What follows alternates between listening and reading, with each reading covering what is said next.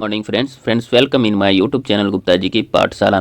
Friends आज है 30 अप्रैल 2025 और आज पिछले 2 दिनों के करंट अफेयर्स की चर्चा करेंगे, 29 और 30 अप्रैल के। तो फ्रेंड्स यहाँ पर कोई आज रिवीजन नहीं है क्योंकि लास्ट डे मैंने पिछले एक सप्ताह के करंट अफेयर्स का क्विक रिवीजन करवाया, तो जिन्होंने भी नहीं किया वो प्रीवियस वीडियो को जाकर के अवश्य देखें। चलिए फ्रेंड्स पहला क्वेश्चन देखते हैं। विश्व कार्यस्थल स्वास्थ्य और सुरक्षा दिवस किस दिन मनाया गया है? इसका आंसर हो जाएगा फ्रेंड्स सी 28 अप्रैल। 28 अप्रैल को विश्व कार्यस्थल स्वास्थ्य और सुरक्षा दिवस मनाया गया है। चलिए डिटेल्स देख लेते हैं फ्रेंड्स। देखिए हर वर्ष जो है 28 अप्रैल को दुनिया भर में विश्व कार्यस्थल स्वास्थ्य और सुरक्षा दिवस यानी world day for safety and health at work मनाया जाता है। ठीक है, यह दिवस एक वार्षिक अंतर्राष्ट्रीय अभियान है जो सभी श्रमिकों के लिए सुरक्षित और स्वस्थ कामकाजी पारिस्थितिकी को बढ़ावा देने के लिए मनाया जाता है। अगला क्वेश्चन देखते हैं फ्रेंड्स। आगामी विश्व ऑडियो विजुअल और मनोरंजन शिखर सम्मेलन यानी कि वेब्स 2025 का आयोजन कहाँ किया जाएगा? इसका आंसर हो जाएगा बी मुंबई में। चलिए डिटेल्स देख लेते हैं फ्रेंड्स। देखिए विश्व दृश्य श्रव्य एवं मनोरंजन शिखर सम्मेलन यानी वेब्स 2025 1 से लेकर के 4 मई 2025 तक भारत के मुंबई में जियो वर्ल्ड कन्वेंशन सेंटर में आयोजित किया जाएगा। अगला क्वेश्चन देखते हैं फ्रेंड्स। लापू लापू फिलिपिनो फेस्टिवल 2025 का आयोजन कहाँ किया गया है? तो इसका आंसर हो जाएगा ए कनाडा। कनाडा इसका आंसर हो जाएगा फ्रेंड्स। डिटेल्स देख लेते हैं। देखिए कनाडा के वैंकूवर में लापू लापू फिलिपिनो फेस्टिवल मनाया गया है। यह त्यौहार विशेष रूप से मध्य फिलीपींस में मनाया जाता है जो दातू लापू लापू के सम्मान में मनाया जाता है, जो एक फिलिपिनो सरदार थे जिन्होंने 15 से 21 ईस्वी में मैक्टन के युद्ध में फर्डिनेंड मैगेलन के नेतृत्व वाली स्पेनिश सेना को हराया था और राष्ट्रीय नायक बन गए थे। अब चर्चा में यह क्यों है फ्रेंड्स? देखिए क्या हुआ था कि इस फेस्टिवल के दौरान वैंकूवर में हजारों लोग लापू लापू दिवस मनाने के लिए एकत्र हुए थे, तभी एक व्यक्ति ने लोगों को कुचल दिया जिससे 9 लोगों की मौत हो गई थी, इसलिए ये ज़्यादा चर्चा में आ गई है। ठीक है, चलिए अगला क्वेश्चन देखते हैं फ्रेंड्स। देखिए हाल ही में इबोला सूडान वायरस का प्रकोप समाप्त होने की घोषणा किस देश ने की है? तो इसका आंसर हो जाएगा फ्रेंड्स सी युगांडा ने। तो युगांडा ने हाल ही में इबोला सूडान वायरस के प्रकोप को समाप्त होने की घोषणा की है। डिटेल्स देख लेते हैं फ्रेंड्स। देखिए युगांडा ने इबोला सूडान वायरस प्रकोप की समाप्ति की घोषणा की है।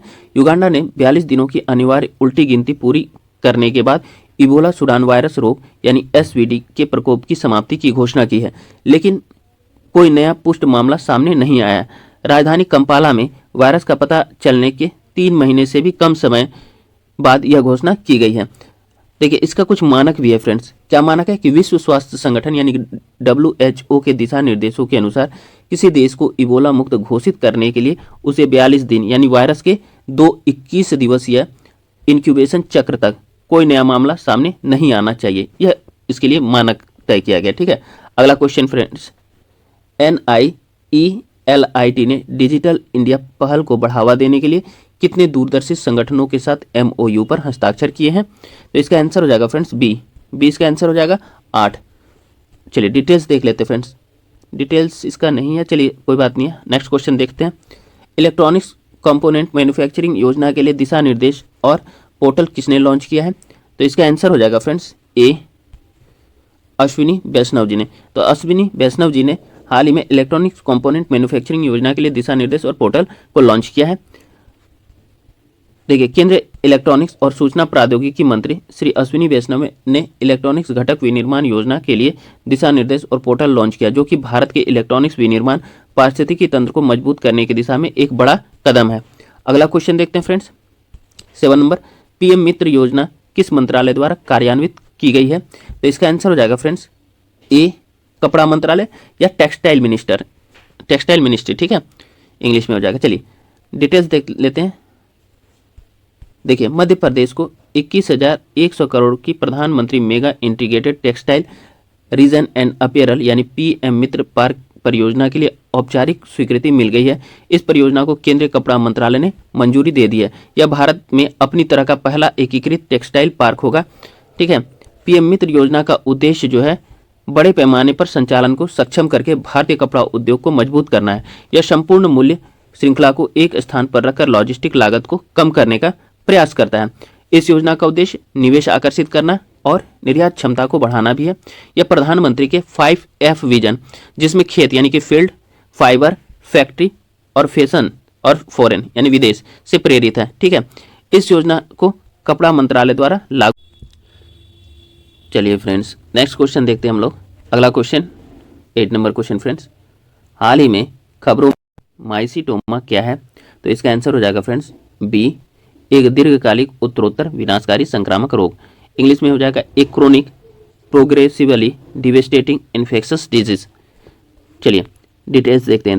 देखिए फ्रेंड्स, माइसेटोमा एक उपेक्षित उष्णकटिबंधीय रोग पर दुनिया का एकमात्र शोध केंद्र है जो सूडान में है। ठीक है, तो सूडान के 2 साल के युद्ध में यह नष्ट हो गया है।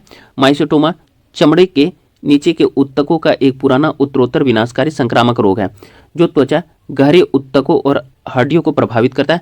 यह पहली बार 19वीं शताब्दी के मध्य में भारत के मदुरै में रिपोर्ट किया गया था और शुरू में इसे मदुरा फुट भी कहा जाता था। इंपॉर्टेंट है फ्रेंड्स। ठीक है, शुरू में इसे माइसेटोमा को मदुरा फुट भी कहा जाता था। कई तरह के सूक्ष्म जीवों या तो फंगल या बैक्टीरियल के कारण यह होता है। यह आमतौर पर विकासशील देशों में 15 से 30 वर्ष की आयु के युवा पुरुषों को प्रभावित करता है। यह रोग उष्णकटिबंधीय और उपोष्णकटिबंधीय क्षेत्रों में पाया जाता है फ्रेंड्स, जहां बारिश का मौसम छोटा और शुष्क अवधि क्या होती है, लंबी होती है। माइसीटोमा बेल्ट में स्थानिक है, जिसमें सूडान, चाड और भारत जैसे देश शामिल हैं। अगला क्वेश्चन देखते हैं फ्रेंड्स, किस देश ने सीए इलेक्ट्रोथ्रिक्स याकोनेसिस नामक बैक्टीरिया की खोज की है जो बिजली का संचालन कर सकता है? तो इसका आंसर हो जाएगा फ्रेंड्स ए, संयुक्त राज्य अमेरिका यानी कि United state of America. Details देखते देखिए, अमेरिका के वैज्ञानिकों ने सीए इलेक्ट्रोथ्रिक्स याकोनेसिस नामक एक बैक्टीरिया की खोज की है जो बिजली का संचालन कर सकता है।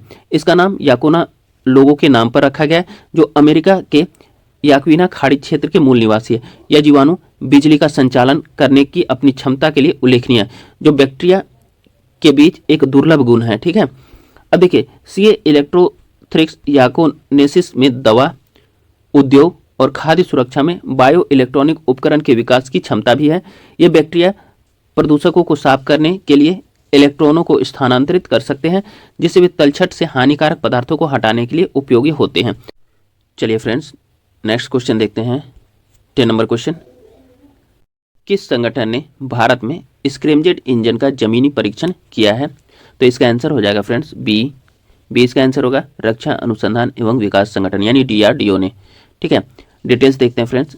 देखिए, हाल ही में रक्षा अनुसंधान एवं विकास संगठन डीआरडीओ के अंतर्गत रक्षा अनुसंधान एवं विकास प्रयोगशाला यानी कि डीआरडीएल ने हैदराबाद में 1000 सेकंड से अधिक समय तक स्क्रैमजेट इंजन का सफलतापूर्वक जमीनी परीक्षण किया। स्क्रैमजेट, जिसको कि सुपरसोनिक दहन रेमजेट के नाम से भी जाना जाता है, ठीक है, एक वायु श्वास इंजन है जिसे मैक 5 और इससे अधिक हाइपरसोनिक गति पर कुशलतापूर्वक संचालित करने के लिए डिजाइन किया गया है। पारंपरिक जेट इंजनों के विपरीत स्क्रैमजेट रोटेटिंग कंप्रेसर का उपयोग नहीं करते हैं। ठीक है, इसके बजाय वे जो है हवा को संपीड़ित करने के लिए वाहन की उच्च गति पर निर्भर करते हैं। स्क्रैमजेट सुपरसोनिक दहन को सक्षम करते हैं, जो उन्हें हाइपरसोनिक क्रूज मिसाइलों यानी कि HCM के लिए आदर्श बनाता है फ्रेंड्स। अगला क्वेश्चन, चलिए फ्रेंड्स अगला क्वेश्चन देखते हैं। 11 number question, yellow stone super ज्वालामुखी जो खबरों में था किस देश में स्थित है?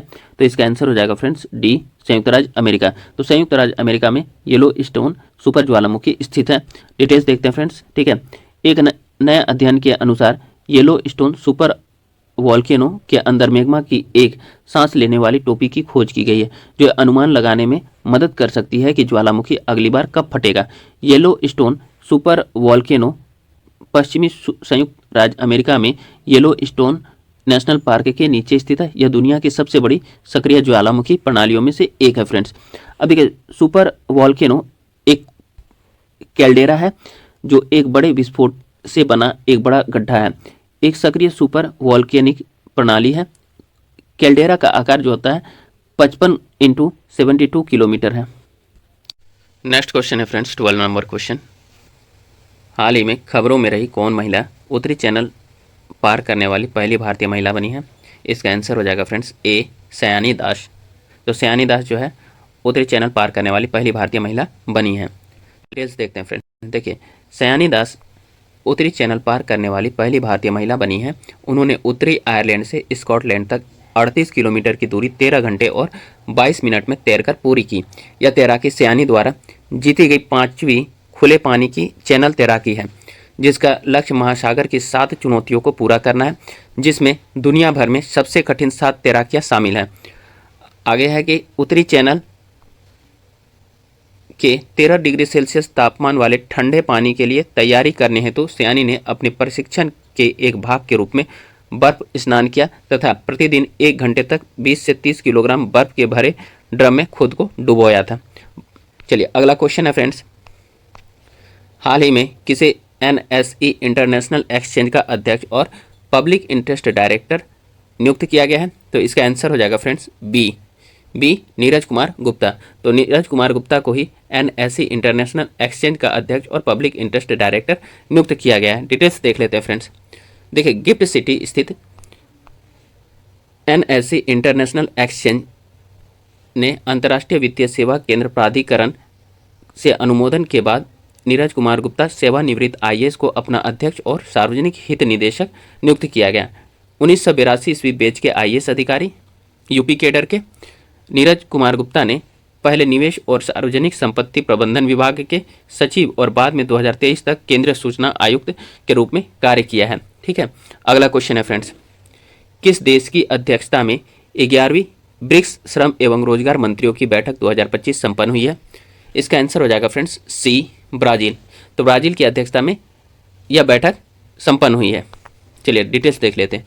देखिए, केंद्रीय श्रम एवं रोजगार राज्य मंत्री सुश्री शोभा करंदलाजे ने ब्राजीलिया में ब्राजील की अध्यक्षता में आयोजित ब्रिक्स श्रम एवं रोजगार मंत्रियों की बैठक में भारतीय प्रतिनिधि मंडल का नेतृत्व किया। अधिक समावेशी और टिकाऊ शासन के लिए वैश्विक दक्षिण के सहयोग को मजबूत करना के नारे के तहत आयोजित बैठक का समापन 2 महत्वपूर्ण विषयों को संबोधित करते हुए एक दूरदर्शी घोषणा को अपनाने के साथ हुआ। अब देखिए, क्या इसमें कहा गया कि कृत्रिम बुद्धिमत्ता यानी कि AI और कार्य का भविष्य और कार्य की दुनिया पर जलवायु परिवर्तन के प्रभाव और एक न्याय संगत संक्रमण, इन दोनों को इसके तहत जो है अपनाने की बात कही गई है। ठीक है, तो GHG उत्सर्जन में कमी 2020-19 की भारत की उपलब्धि तथा 2070 तक शुद्ध शून्य उत्सर्जन की उसकी प्रतिज्ञा ने उसके जलवायु नेतृत्व को सुदृढ़ किया है। अगला क्वेश्चन देखते हैं फ्रेंड्स, हाल ही में त्रिनिदाद और टोबैगो में हुए चुनावों में किसने जीत हासिल की है? तो इसका आंसर हो जाएगा फ्रेंड्स ए कमला प्रसाद बिसेश्वर। तो कमला प्रसाद बिसेश्वर ने त्रिनिदाद और टोबैगो में हुए चुनाव में जीत हासिल की है। चलिए डिटेल्स देखते। देखिए, त्रिनिदाद और टोबैगो में कमला प्रसाद बिसेश्वर की पार्टी ने आम चुनावों में बहुमत हासिल कर सत्ता में वापसी की है। 73 वर्षीय कमला देश की पहली महिला प्रधानमंत्री रह चुकी हैं।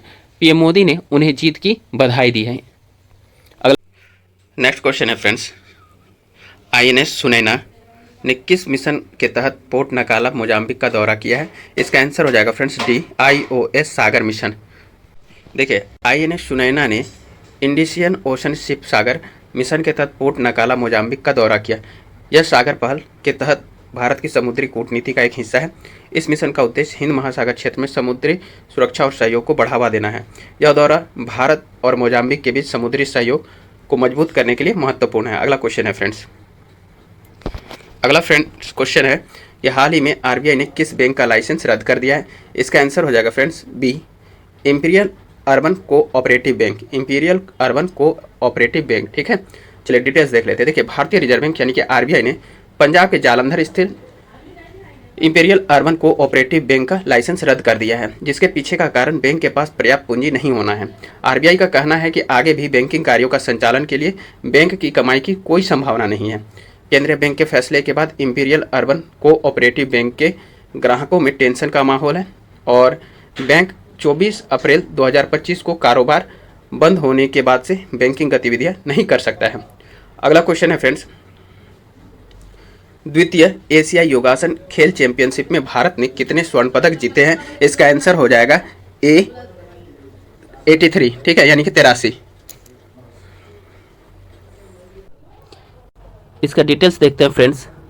भारत ने नई दिल्ली में आयोजित दूसरी एशिया योगासन खेल चैंपियनशिप में रिकॉर्ड 83 स्वर्ण पदक जीतकर इतिहास रच दिया है। इस चैंपियनशिप में 21 देशों ने हिस्सा लिया था। इस प्रतिष्ठित आयोजन में भारत की जीत ने योगासन में देश की ताकत को उजागर किया है। जापान 3 स्वर्ण 3 रजत और 4 कांस्य पदक के साथ दूसरे स्थान पर रहा है। 3 स्वर्ण 3 रजत और 4 कांस्य पदक के साथ जापान जो है दूसरे स्थान पर और भारत जो है पहले स्थान पर। चलिए अगला क्वेश्चन है फ्रेंड्स, डिजिटल आउटरीच के माध्यम से निवेशक शिक्षा को बढ़ाने के लिए IEPFA ने किसके साथ समझौता किया है? तो इसका आंसर हो जाएगा friends D Kotak Mahindra bank के साथ।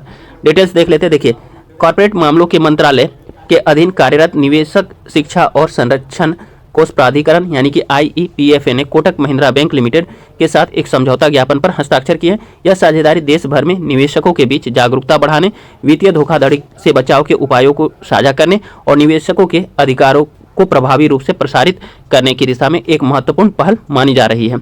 अगला क्वेश्चन देखते हैं फ्रेंड्स, ब्राजील की विश्व कप विजेता टीम के किस खिलाड़ी का हाल ही में निधन हो गया? तो इसका आंसर हो जाएगा फ्रेंड्स डी जेयर दा कोस्टा का। तो जेयर दा कोस्टा का जो है हाल ही में निधन हो गया है। चलिए डिटेल्स देख लेते हैं। ब्राजील के विश्व कप विजेता जेयर दा कोस्टा का 84 वर्ष की आयु में निधन। ब्राजील फुटबॉल परिसंघ ने बताया कि 1962 फीफा विश्व कप जीतने वाली ब्राजील टीम के सदस्य जेयर दा कोस्टा का 84 वर्ष की आयु में निधन हो गया है। अगला क्वेश्चन देखते हैं फ्रेंड्स, हाल ही में कनाडा के नए प्रधानमंत्री के रूप में किसे चुना गया है? इसका आंसर हो जाएगा फ्रेंड्स बी मार्क कार्नी को। तो मार्क कार्नी को कनाडा के नए प्रधानमंत्री के रूप में फिर से चुना गया है। चलिए डिटेल्स देख लेते हैं। देखिए, कनाडा के आम चुनावों में मार्क कार्नी की लिबरल पार्टी की जीत स्पष्ट होती जा रही है। उनकी पार्टी को 168 सीटें मिलती दिख रही है, जबकि बहुमत की सरकार बनाने के लिए उन्हें 172 सीटों की जरूरत होगी। अगला क्वेश्चन देखते हैं फ्रेंड्स, हाल ही में भारत के परमाणु ऊर्जा क्षेत्र में विदेशी कंपनियों को कितने प्रतिशत हिस्सेदारी की अनुमति है? तो इसका आंसर हो जाएगा सी 49% यानी कि 49%। डिटेल्स देख लेते हैं फ्रेंड्स। देखिए, भारत विदेशी कंपनियों को अपने परमाणु ऊर्जा संयंत्रों में 49% तक की हिस्सेदारी देने की अनुमति दे दी है। ठीक है, इससे कार्बन उत्सर्जन में कटौती के लक्ष्य को प्राप्त करने में मदद के लिए अपने सबसे संरक्षित क्षेत्र को खोलने की योजना भारत ने बना रखी है। ठीक है, अब देखिए, सरकार 2 महत्वपूर्ण विधियों में संशोधन की योजना भी बना रही है, जिसमें नागरिक परमाणु क्षति कानून 2010 और परमाणु ऊर्जा अधिनियम 1960। परमाणु क्षमता लक्ष्य का क्या प्रभाव होगा फ्रेंड्स? देखिए, यह सुधार भारत के परमाणु क्षमता को 2047 तक 8 गीगावाट से बढ़ाकर 100 गीगावाट करने के लक्ष्य के लिए महत्वपूर्ण है। ठीक है, अगला क्वेश्चन देख लेते हैं हम लोग, अंतर्राष्ट्रीय नृत्य दिवस किस तारीख को मनाया गया है? तो इसका आंसर हो जाएगा अंतर्राष्ट्रीय नृत्य दिवस का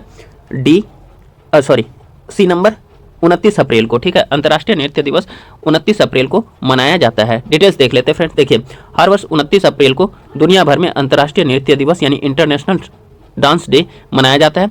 अंतर्राष्ट्रीय नृत्य दिवस मनाने की शुरुआत सन 1982 ईस्वी में अंतर्राष्ट्रीय रंगमंच संस्थान की अंतर्राष्ट्रीय नृत्य समिति की ओर से की गई थी।